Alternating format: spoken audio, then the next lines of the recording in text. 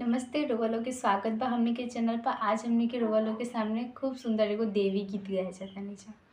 चलली जगदम्बा मैया सहर बाजार है। अरे चार मैया आगा हो भैली, तीन मैया पाछा है।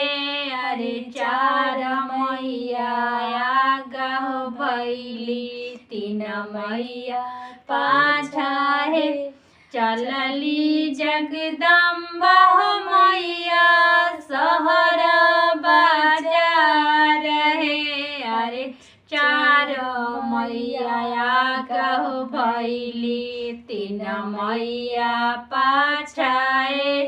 अरे तीन मैया पाछा हो भैली, दाहिने बावे मैया कागवा बोले बोल है। अरे कागवा के बोलिया मैया कड़ी ना विचार है। अरे कागवा के बोलिया मैया कड़ी ना विचार है।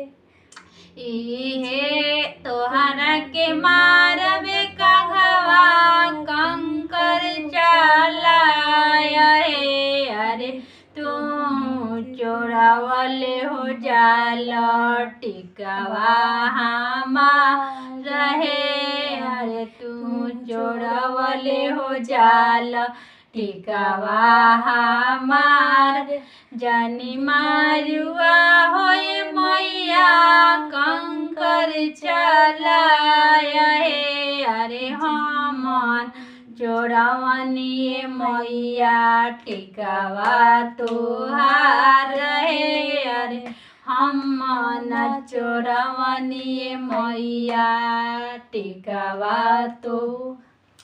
चलली जगदम्बा मैया सहर बाजार है। अरे चार मैया आगा हो भैली, तीन मैया पाछा है।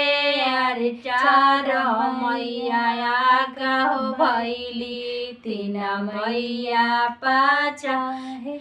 दाहिने बावे मैया कागवा बोले कु बोल है। अरे कागवा के बोलिया मैया करी ना विचार है। अरे कागवा के बोलिया मैया करी ना विचार। तोहरा के तमार बे कागवा कंकर चलाया है। अरे तू चोरावला कागवा झुमका हमार है। अरे तू चोरावला कागवा हरवा हमार है। जानी मारी मैया कंकर चलाया है। अरे हमन चोरवनी मैया झुमका तुहार है। अरे हमन चोरवनी मैया झुमका तुहार है।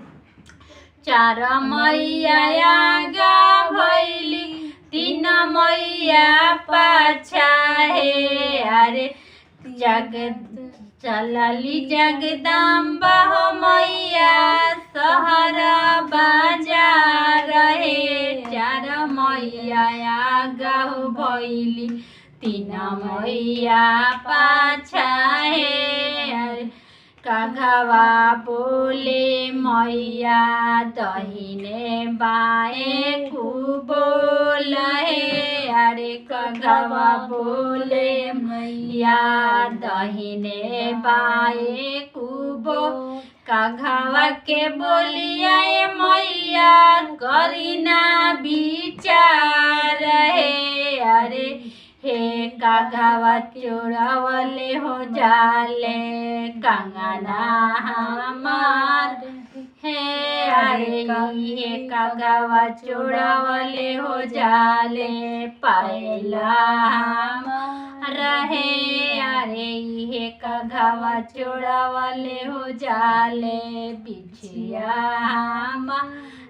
तोहरा के दमार बेका घवा कंकर चलाया है अरे तू चोरावला गवा गहना हमार है अरे तू चोरावला मुका घवा गहना हमार हमके जन मारी मैया कंकर चलाया है अरे हम न चोरा